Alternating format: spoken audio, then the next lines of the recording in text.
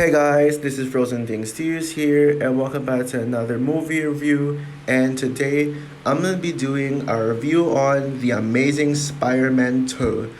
So, The Amazing Spider-Man 2 is the second installment in the Amazing Spider-Man, duology. Well, as of now, it's a duology, but hopefully they make a third film. And it's directed once again by Mark Webb and came out in the year 2014 and stars the return of Andrew Garfield, Emma Stone, Sally Field, Campbell Scott, and new additions who include Jamie Foxx, Dane DeHaan, Paul Giamatti, Colin Farrell, Felicity Jones, etc. So basically, the plot for Amazing Spider-Man 2, it tells the story of pretty much New York City that's under siege by Oscorp, and pretty much Oscorp has become an evil company now after Norman Osborn dies, and now Harry Osborn has taken over, and yeah, like a lot of bad stuff is happening. And also we got Electro, who has been often rejected just because of his praise for Spider-Man when where as in the world are rejected Spider-Man because they believe that Spider-Man shouldn't interfere with the policeman's business, and well, what how can I put this in words, but I think the main storyline of this movie, the main part of the plot is well, Peter Parker promised Captain Stacy at the end of the first film to protect Gwen Stacy. In this movie, Peter must do all he can to protect Gwen Stacy while trying to fight Electro and other criminals who take over Oscar, who give Oscar a bad name, and yeah. So that's basically the plot. So if you remember my thoughts on the first Amazing Spider-Man movie, that movie was garbage. Amazing Spider-Man is one of the worst, one of if not the worst Spider-Man movie. I think that movie is a terrible movie, and the movie's a snooze fest. So, but however, guys, I will say it right now, I was actually hyped for this movie. Yeah, this movie looked really good. When I saw the trailer for this movie, I felt like, wow, this movie looks awesome. Like it looks really good, and this was actually the movie I was most excited for in 2014 because, I was a huge Spider-Man fan at the time. And the trailers looked really good. I mean, it looked epic, and I think that trailer was one of the best Spider-Man trailers in my opinion. I absolutely love that trailer. It is just amazing, and yeah, and all the trailers were so good. I still rewatch them to this day, and they still hold up.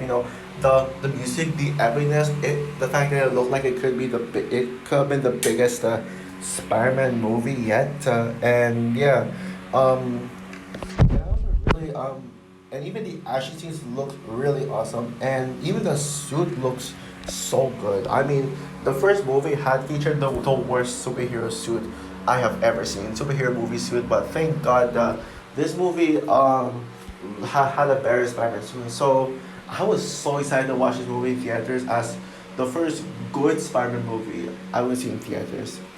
And I will say that this movie was, I liked this movie, but I didn't really love it. It was not, it didn't really reach my expectations at that time. Well, and my opinions would go back and forth as to whether I like this movie or not, or if I think this movie is bad or not. But yeah, and I know for a fact that there are some of my subscribers who absolutely despise this movie, who say that this is one of the worst, one of if not the worst Spider-Man movie. This is the first and only Rotten Spider-Man movie on Rotten Tomatoes with a 53%, and people really seem to despise this film. There are some people who say this movie is actually pretty good. It's not that bad, but when it comes to my subscribers, well, they all say the same thing. Oh, this is the worst Spider-Man movie, and one of if not the worst superhero movie of all time. I know for a fact that this is Harry Thomas's worst superhero movie of all time. Now, at that time, I actually hated this movie when like, back in 2021, I think, or 2020, like that. I said this movie was garbage.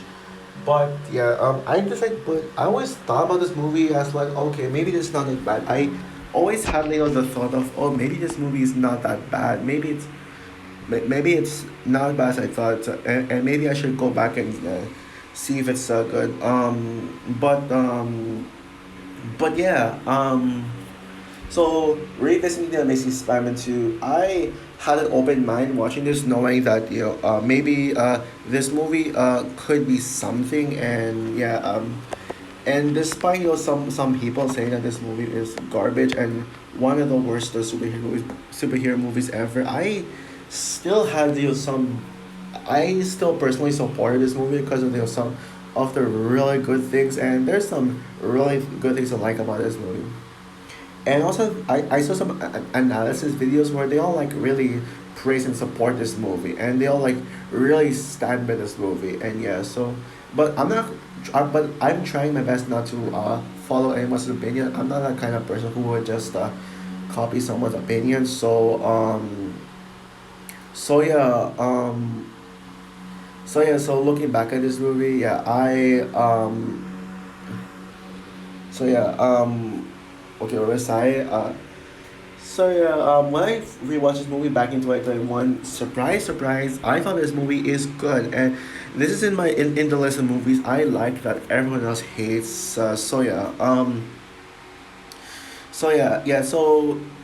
my thoughts on the Amazing Spider-Man 2 has been all over the place. So rewatching the movie now, and yeah, and I gotta say is, I like this movie, and I know I might get some controversy for this movie because I know I have I know there'll be comments that'll be like, oh, why do you like this movie? This movie is it's the worst Spider-Man movie ever. But I don't care what anyone says. They can hate this movie all they want, but they're not gonna stop me from defending and supporting this movie. And yes, people, I gotta say this right now.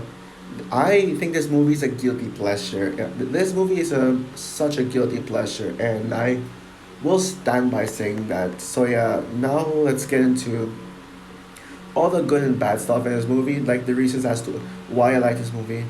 Maybe considering how much this movie isn't well received, and for the sake of you guys watching who hate this movie, I'll talk about my negatives first. The things I don't like about this movie. Now the plot is a complete mixed bag. The story is a complete mixed bag. Unlike Spider-Man 3, at least this movie some has knows so what the main plot should be. They know what they want to focus on. I mean, Spider-Man 3 didn't really. I mean, the main problem with Spider-Man 3's plot is that it didn't have a clear story. It didn't know what it wanted to be. Like there are way too many things happening up to the point where they don't know what the main story is. I mean, I will say that the Amazing Spider-Man 2 is pretty much shares the same problem with Spider-Man 3, where there will be way too many subplots, way too many things going on, up to the point where it gets confusing. But unlike Spider-Man 3, at least this one has a main storyline.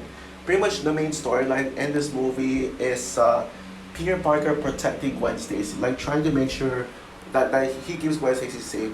Yeah, sure. You see, like Spider-Man constantly trying to stop criminals from doing criminal things and stop the main villains and stuff and being with Harry Osborn, and there are like so many subplots, multiple subplots that kind of drag the movie down, like all the Harry Osborn stuff, which I'll talk about later, and Electro, like trying to get revenge on Spider-Man for after Spider-Man set him up and all those things. But at least the movie has a main point in the story. It knows. Oh yeah, it also has the the background of Peter's parents, where they still like talk about that. I'll talk more about it later, but I mean, yeah, at least this movie has a main storyline.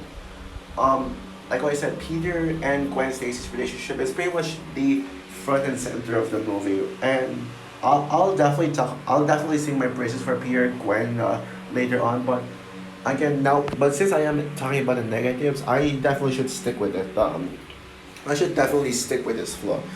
Um, and yeah. Uh, so Harry Osborn is awful in this movie. I mean, why did he even need to be in this movie? I think I'm fine with that because, I mean, I don't know if I think that Harry Osborn should have been in this, or, I mean, I'm not sure if I would say Harry Osborn being in this is necessary or if it's justified, but clearly Harry Osborn was just a waste. Harry Osborn was just such a waste in this movie. Yeah, he was a complete waste, and yeah. What else is there to say? And also, I feel like Dan DeHaan was such a miscast as Harry Osborn. His performance, Dan DeHaan's performance in this movie was completely awful, and completely awful. And even his motivation for becoming a villain just sucks. Basically he's dying and he wants Spider-Man, but Spider-Man wouldn't give it to him. So oh no, Harry Osborn becomes evil, and yeah, I can't stand him. Like I think he should not have been a villain because I think Electro was enough for as a villain, and not only did we get him as a pointless villain, Green Goblin villain. I guess the only I guess the only kind of good thing I can say about this movie is that he was the reason why Gwen Stacy died, and I'll talk about Gwen Stacy's death later on this review. But yeah, Harry Osborn just no, yeah, he doesn't get a pass from me. I didn't like Rhino as well. Honestly, as much as I hate Harry Osborn, I think Rhino is by far the worst character in this movie. Oh my goodness, he is so annoying. Like, and everything he says in this movie, like, is so cheesy. Like, say hello to Alexis and Savage. He is right up there with Lizard and Topher Grace's Venom as the worst Spider-Man villains. Yeah, he was so useless in this one. I know he was only there in the first film just so Spider-Man can be given someone to fight, but then he only comes out in the end as a mechanical CGI Rhino suit. Are you kidding me right now, Sony? Like, why would he give him like? I mean, Rhino is not supposed to be mech. Like, that is so stupid. And of course, yeah, the movie. I mean, I like the ending, but why? I mean, Rhino was just completely wasted in this movie. I like Rhino in the comics. I enjoy him, and thank God we're getting a better Rhino in Kraven the Hunter that isn't in the Kraven the Hunter movie that isn't CGI and stuff. But no, just no. What else is there to say? Oh yeah. Also, another subplot that kind of dragged this movie down is Peter Parker's parents. Yes, I mean I like Peter Parker's parents. I mean I do like kind of like the background, like some of the reviews we had, like Ben Parker created, like how Ben Parker created the how do I say this Ben Parker created the spider stuff, the radioactive spider that bit Peter Parker in the first film, and he wants to destroy it. That's actually a pretty good character development. There's some good things we know. I will say that opening fight scene with Peter Parker's parents is really good. Yes, we didn't really need to see young Peter again, like leaving him, but at least we got more information, like with the and a really good action scene that I didn't expect in a normal action movie. Really enjoyed that. Re- re- really enjoyed that. And I guess that's it for my flaws. Yeah. So just to oh yeah, but let's get to the point. Oh wait, no. I think the problem with Peter Parker's parents thing is that it kind of makes the movie drag a bit. Yeah, the second act can get draggy at times. It's all because of the Peter Parker parent stuff. It was kind of the second act does have some boring scenes, but yeah, I think a mix of Peter Parker's parent stuff. I mean, it could have been better if it wasn't boring. So yeah, just to sum it up, Green Goblin, no Harry Osborn, aka Green Goblin, sucked, and the acting was so bad. Rhino is unnecessary. Um, and the Peter Parker parent stuff. And yeah, overall the plot has too many subplots and it's not that good. But other than that, the movie is really good. Everything else in this movie besides the flaws, I enjoyed like a lot. Like, where do I even start with this? I will start off with the action scenes and the Spider-Man stuff. The action in this movie is so good, man. I really love the action in this movie.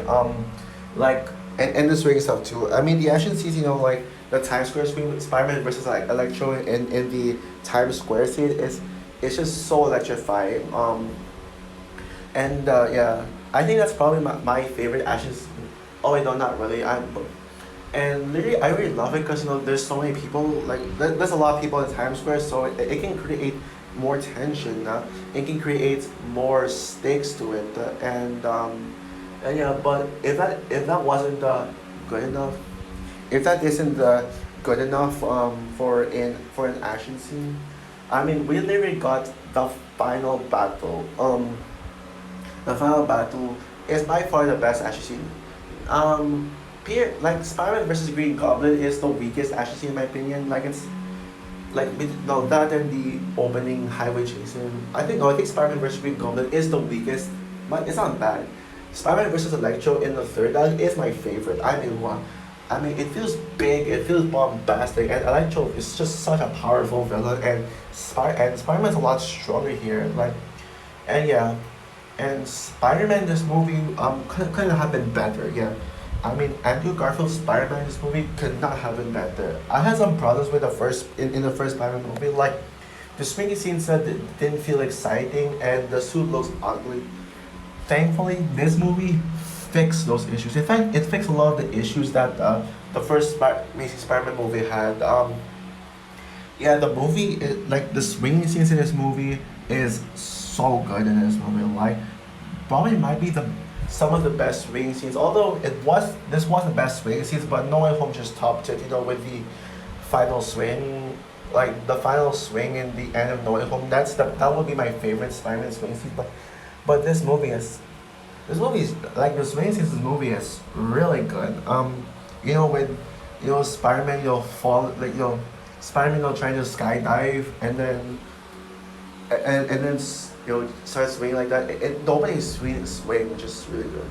And the music in this movie, the score in this movie is amazing. Like because like Hans Zimmer is my favorite composer of all time, and this might be in my top 10 favorite Hans Zimmer scores. Yeah, sure, it's not the best Hans Zimmer score, not as good as scores like The Lion King, Interstellar, The Dark Knight, Inception, like all Man of Steel, all those great scores. Maybe No Time to Die as well. But I would say the music in this movie is on the same level as No Time to Die, Dune, and Pirates of the Caribbean, The Curse of the Black Pearl. Yeah, those scores are on the same level as this one right here. I mean, and I was and Jerry said this movie has some of the best music in the entire Spider-Man franchise. The scores like dun dun dun dun dun dun dun dun dun. Like I could literally listen to this music all day, and even Electro's music. Like, dun dun dun dun dun. Yeah, amazing music. Love the music in this movie. And what else is there to say? Yeah, yeah. And also, speaking of Electro is a great villain, a pretty good villain. Yeah, sure, he's no Mysterio, no Vulture, he's no Green Goblin and Doc Ock, but but he's easily the best of the Andrew Garfield Spider-Man villains. Because what I love about Electro is that you'd actually feel bad for him. You'd feel sorry for Electro. I mean, for Max, yeah, Max. Max is probably my favorite name for a person ever. Yeah, love that name, Max. Yeah, Max in this movie. I mean, he was like probably the most innocent guy in this movie. He was just so innocent, and so innocent. I mean, he's just a fan of Spider-Man because Spider-Man saved his life when he almost tripped and got run over. And then Spider-Man's like, "You're my guy, seniors out there." And then everybody just hates him just because he supports Spider-Man. And like what I said earlier, the world rejected Spider-Man because they all believe that Spider-Man just interfered way too much on other people's businesses. And they all question why he would do that, and they want him to step out of business. I feel bad for Spider-Man that everyone hated him like that. I mean, there's some great stuff to it. Like, when Spider-Man saved. There's a scene when Spider-Man saved this kid from a bunch of bullies. Yeah, that was a great scene. That felt. I mean, that felt so earned. Felt so earned in this movie. And yeah. What else is there to say? Yeah, but yeah. I mean, they all.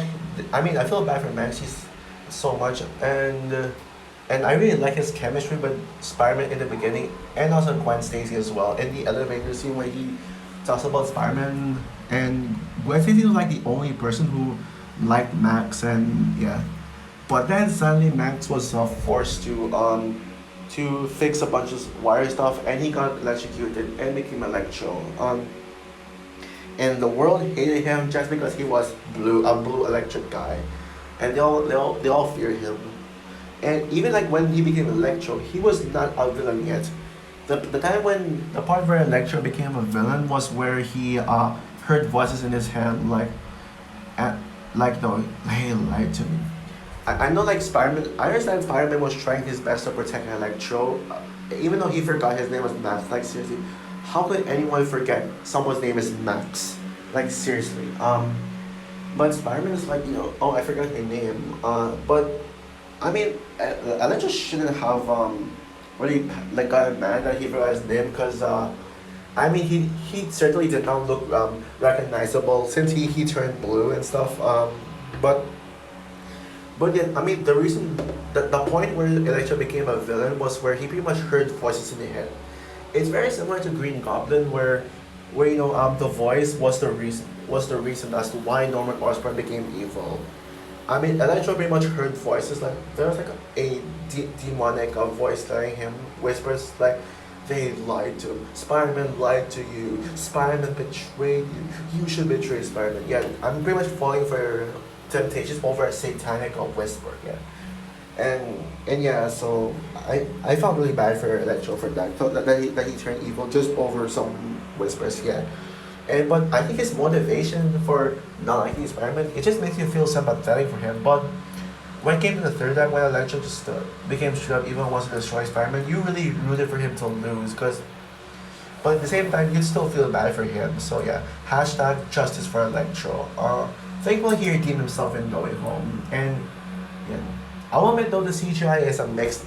Not a fan of the blue CGI that is not comic accurate, but who cares? Because the CGI is really good.